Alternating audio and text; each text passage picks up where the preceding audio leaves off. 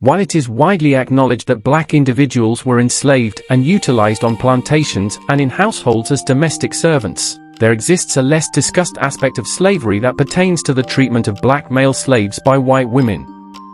This concealed chapter unveils startling revelations about the desires that white women held towards black male slaves, desires that were deeply controversial in nature.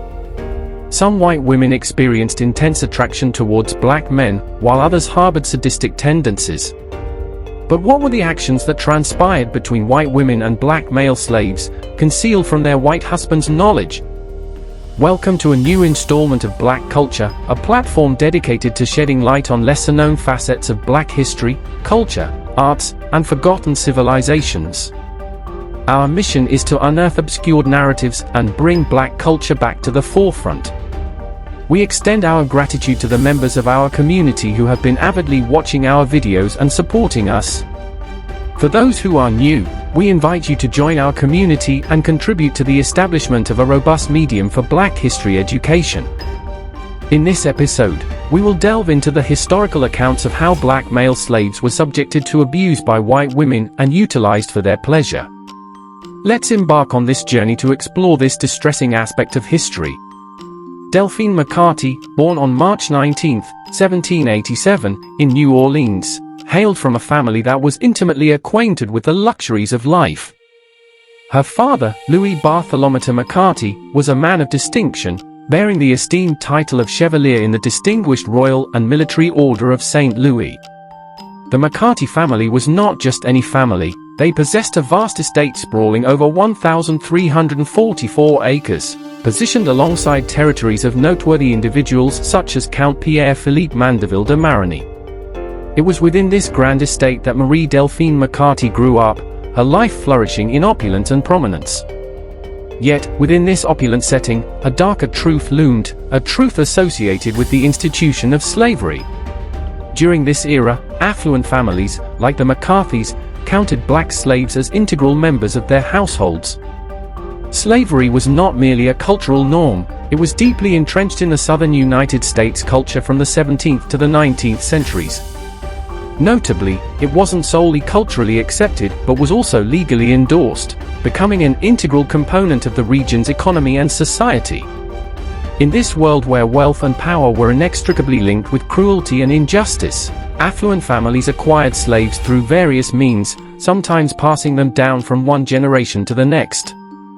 Such practices solidified the troubling norms within high society, as if these human beings were nothing more than commodities to elevate a family's social standing and financial prosperity. The narrative of Madame Delphine Lalaurie emerges as a bone-chilling and unsettling tale, a dark chapter that exposes the depths to which some individuals could descend. In the early 1830s, concealed behind the walls of her mansion, a horrifying secret was unraveling. Black male slaves were subjected to unspeakable torture and brutality at the hands of Madame Lalaurie, actions that defied the bounds of imagination. In 1834, a catastrophic fire engulfed her mansion, prompting neighbors to rush to the scene. However, the harrowing discovery made by these rescuers surpassed all comprehension.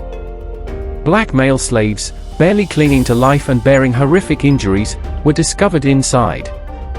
Others had already perished under brutal circumstances. The scene was a tableau of unimaginable horror, with victims bearing gouged eyes, flayed skin, and mouths filled with unspeakable objects. Madame Lalaurie's sadistic cruelty earned her a reputation as one of history's most heartless and brutal figures. Before this descent into cruelty, Madame Delphine Lalaurie was a respected member of society. She had been married multiple times and had children, presenting herself as a seemingly normal individual. The tales of her torture chamber and the horrifying atrocities committed therein became infamous, perpetuating stories of her brutality and malevolence. The attic of her mansion became synonymous with unspeakable horror, forever associating Madame Lalaurie with terrible deeds. If you find this video informative, please like, share, and subscribe to our channel for more content on black culture, history, civilization, and identity. Let's continue our exploration into this dark chapter of history. Madame Delphine Lalaury's transformation from a respected member of society to a symbol of unspeakable cruelty serves as a chilling reminder of the depths to which some individuals could sink. The attic of her mansion, once shrouded in secrecy, became a symbol of unimaginable horror and an enduring legacy of cruelty. Madame Lalaury's story serves as a haunting reminder of past brutality, casting a long shadow over our understanding of humanity's darkest moments. Thank you for watching, and stay tuned for more enlightening content.